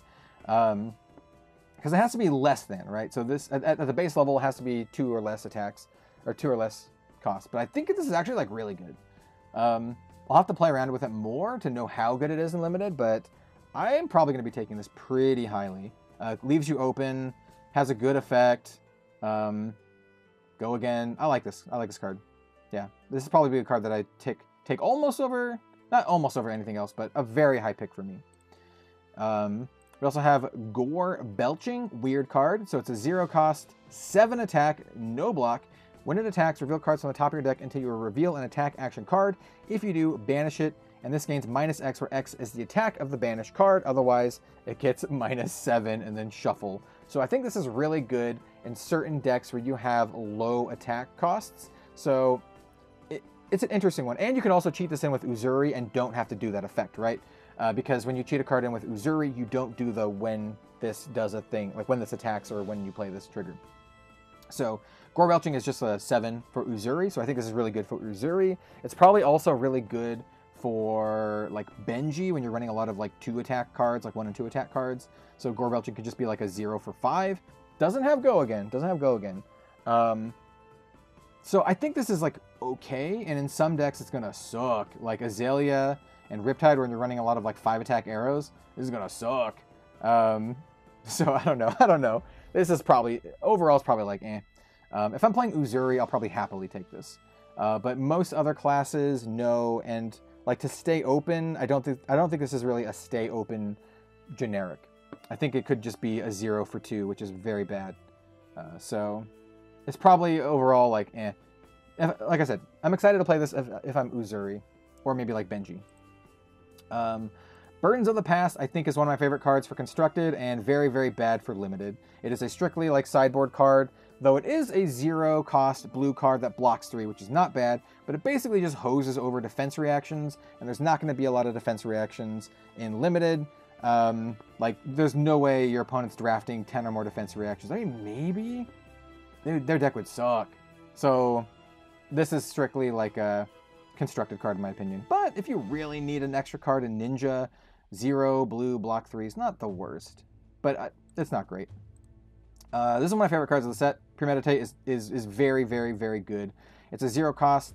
Next time an attack action card hits this turn, create a ponder token, and the next attack action card you play from Arsenal gains +3. This is very, very good in Ranger and Assassin, but in particular Ranger. Obviously has Azalea on the art here. This is really good in Riptide, because you can play this, Arsenal a card using Riptide's ability, and then you play that card and it gets +3 from the Premeditate effect. I like this card quite a bit. It's not exactly an entirely stay open type of card, because like it's not as good in Ninja, but it's still really good. I like this card a lot. I pick this one fairly highly. There are other cards that I like more than this, like that I think are just straight up better, but I still very much like Premeditate, and I think this is a very good constructed card too. But in Limited, I think it's all right. This is one that I'll probably pick fairly highly. Yeah, it's interesting. It's interesting, but mostly like I said, in Ranger. Humble, I think, is a pretty good one. So it's a 2-drop, 6 attack, 2 block, which is but it says when it hits a hero, that hero loses all abilities until the end of the next turn. Kind of like Sleep Dart, right? So treat the hero card as the text box is empty. This is very good in this set. Every hero has a very good hero ability, and usually their deck is going to be sculpted around that. And as a 2 for 6, I think this is good. I think this card's a very good card. This is a great card to pick early and keep open. It can go in literally any single deck. You can cheat this in with Uzuri. The red one in particular is very, very good, but even like the blue or the yellow one, sorry, coming in for 5 is like not bad, and the blue one is a 2 for 4 with the effect. It's like not bad. The worst part is that it blocks for 2. If it blocked for 3, this card would be like incredible. But as it is right now, I think it's still a very good card, and I think this is a great one to pick if you want to stay open. So like I imagine people will pick Humble very highly. Infectious Host is a weird card. So it's a 0 for 4, which is not bad. And when it attacks a hero, if you control a Frailty token, create a Frailty token under your control, then repeat for Inertia and Bloodrot Pox. It's really interesting. So if you're getting a lot of tokens on you, when you attack your opponent, then they also get the tokens. So for limited, I think this is actually a fun card. And at base, it's a 0 for 4. No Go Again. I like the blue one for Ninja, because you can still just give them back those tokens, or you can pitch this, or do some Kadachi stuff. I don't know if this is a very high pick for me, but it's not bad, and a 0 for 4 is pretty good. Only blocking for 2 is bad, though, but the effect is interesting, and it could be a great sideboard pick, too. Yeah, I think this is kind of like middling, not as much of a windmill slam as like a red Humble, but I don't think it's that bad being a 0 for 4. We also have Looking for a Scrap, which is a 1 for 4, and it says, as additional cost to play it, banish a card with a 1 attack from your graveyard. If you do this, gains +1 and Go Again. I think this is probably pretty good, because like if you do that, it's a 1 for 5 with Go Again. And Ninja, I think this is bad for Ranger, because Ranger has a lot of high attack cards. There's not a lot of 1 attack cards for Ranger, if I remember right. There's a lot of 5 down to 3. But for Assassin, with Stealth, you have a lot of 3 down to 1s, right? So if you're blocking with your blue cards, right, your blue Stealth cards, you might have some in your bin, and then you can banish it from your graveyard, and then it gets +1. Obviously, same for Ninja is true. So I think overall this is probably pretty good, but better for Ninja and Assassin. So as such, it's a generic, but drafting it doesn't entirely keep you open, because I don't think it's that great for Ranger. But for the other 2 decks, I think it's pretty good. Like, yeah. So I don't mind picking this up. I think this is going to be a card that I draft a decent amount. The yellow and the blue, not as much. I think they're fine, but the red one I think is where you're at. Wreak Havoc is another 2 for 6 with a good on-hand effect. It's a 2 for 6. Defense reactions can't be played to the chain link, just like a Command and Conquer. And then when it hits a hero, you can turn a card in their arsenal face up, and then destroy defense reactions in their arsenal. This says, haha, eat it, Riptide. I think this is pretty good. Same kind of deal with Humble, except for Wreak Havoc, I think is a little bit better, just because it has like this defense reaction evasion kind of stuff going on. So the Humble effect is pretty good. I think these are both, are they close? They might be close. I like both of these. I think these are both great draft picks. They're really, really strong. They keep you kind of open. You can play them in any of the 3 classes. They work really well with like Uzuri. I think they're great. Yeah, I think Wreak Havoc is a very nice pick. I would draft this pretty highly. We also have Cut Down to Size, which is another 2 for 6. I really like all these 2 for 6s. So this is a 2 for 6, blocks 2. When it hits a hero, if they have 4 or more cards in the hand, they discard a card. This one basically just says, hey, you have to block. So this one forces a card out of their hand. It's not bad. It's not bad. I actually really like this with Uzuri, because you can attack with a 3 and they're like, fine, I'll just take it. And you're like, haha, cut down to size, discard a card, which is pretty good. So in particular, in Uzuri, I think this is very good. In the other classes, I still think it's not bad, right? Just a 2 for 6. So you can have a decent like 2-card hand and threaten, force them to at least, get rid of 1 card out of their hand no matter what. So yeah, I like this card quite a bit. I very much like all these. The fact that this one is common means I'll probably be drafting this quite a bit. The yellow and the blues, like, they get worse as you go down, but not terrible. We have Destructive Deliberation, which is a 2 for 5, and if it hits, create a Ponder token. I think the Ponder tokens are all right. Not as good as just drawing a card, but I don't think this is terrible. I don't think this is terrible at all. So this is another one that I think is actually like pretty good. You have a lot of these like generic 2 for 5, 2 for 6 cards that are really good. I think this is another nice card that I'll be happy to have in my deck. The yellow and the blue, not as much. I'm much higher on the red versions of these, but the other colors aren't the worst. Feisty Locals is a 0 cost for 3, and if it's defended by an action card, it gets +2. So that means an attack action or a regular action card. This is a card that a lot of people will just say, hey, I don't block it. I'll just take the 3. Because they don't want to risk it getting that +2 there. Because even if you block with a 3 block, it's going to get +2 and deal 2 damage to him anyway. So this is a great way to push some damage through.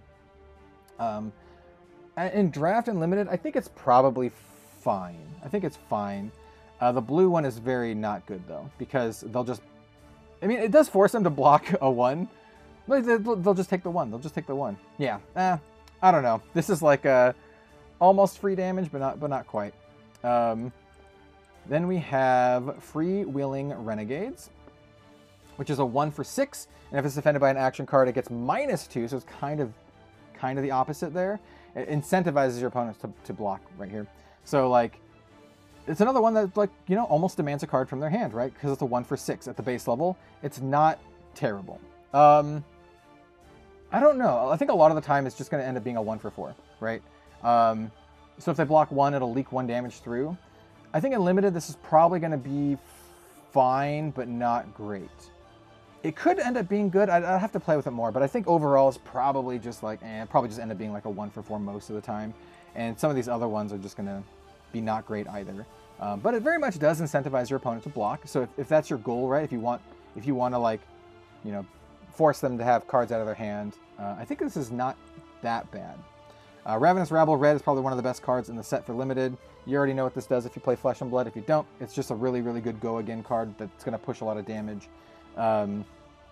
It's just really, really good.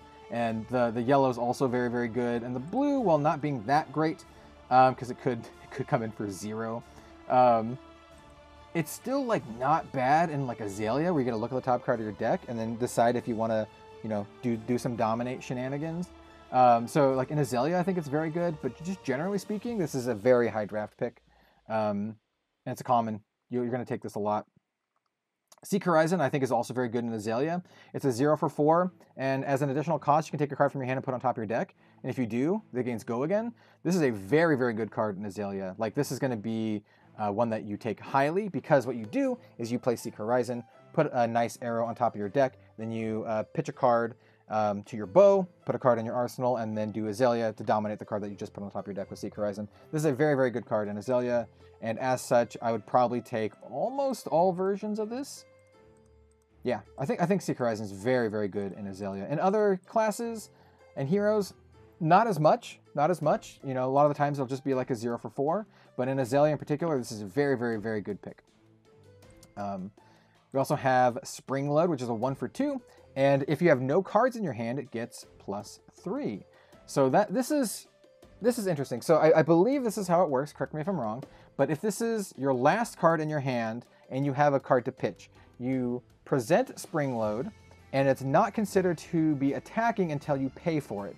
So you present Spring Load, and then you pitch your last card, and if that was the last card, it'll be coming in for 5. I think that's how it works. Correct me if I'm wrong in the comments, please. But I'm pretty sure how that works. So as the last attack, if you've only got like 2 cards, like Spring Load plus another card to pitch, it's a 1 for 5, which is fine. That only blocks for 2. So like if you only have 2 cards, I think it's just fine. I think it's just fine, and I think it's actively really bad in Uzuri. What's interesting is like the buff is what gets reduced as you go down. So the blue one is like a 1 for 2 that only gets like a little +1 here. I think I just like the red one. The rest of them are just going to be like filler. I think it's just a filler card just in general. Yeah, 1 for 5 is not worst. Come to Fight I think is quite good. It blocks for 3. This is a reprint. Blocks for 3. The next attack action card you play this turn gains +3. I think this is really good in almost all of the classes. In Riptide in particular, is very, very good. Come to Fight, Arsenal card, play the Arsenal card with the pump. Yeah, I think it's just great. It's a great pick if there's nothing else exciting in the pack. The fact that it blocks 3 is really good. The blue one is not too bad at all. You can play it for the little pump, but it's a blue, blocks 3. Not that great in Ninja because it has a 1 cost, so you don't get the Kodachi action out of it, but still not bad. I think Come to Fight's a really nice, easy draft pick. Not super high, but like not super low either. I would take this over a lot of the filler. Scout the Periphery is a 0 go again. You gotta look at the top card of target hero's deck. If you're Azalea, great, look at the top card of your deck.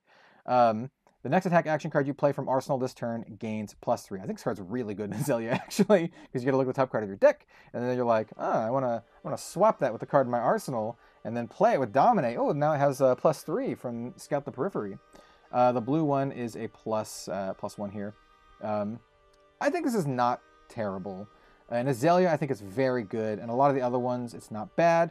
In Riptide, it's just a 0 +3 because you play everything from your arsenal anyway.